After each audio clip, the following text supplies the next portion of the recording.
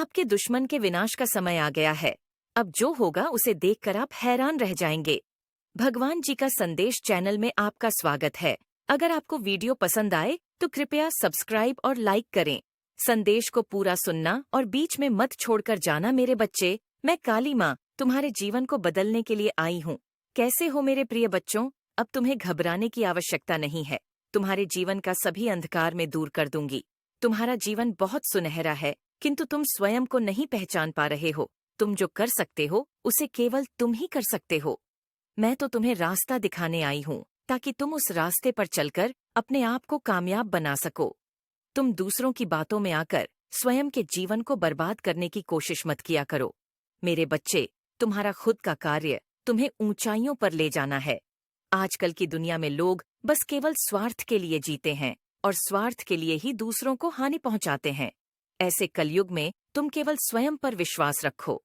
यदि तुम्हारी हिम्मत टूटने लगे तो तुम अपनी आंखों को बंद करके अपने उस लक्ष्य को याद करो जो तुमने देखा है, और जहां से तुमने शुरुआत करी थी उस दिन को याद करके तुम स्वयं ही आगे बढ़ने लगोगे कि अगर आप उनके काम आते हैं तो ही आपको पूछती है, आपको अच्छा बताती है।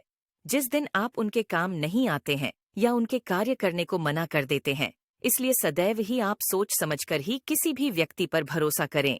मेरे बच्चे, लालच और झूठ तो ऐसी आदत है जो इंसान को इंसान नहीं रहने देती है। इसलिए आप कभी भी जीवन में लालच न करें। चाहे जीवन में कितनी भी मुश्किलें आए, कितनी भी पैसों की तंगी आए, लेकिन आपको लालच नहीं करना है और न ही झूठ का साथ देना है। झूठ बोलकर किए गए कार्य कभी भी सफल नहीं होते।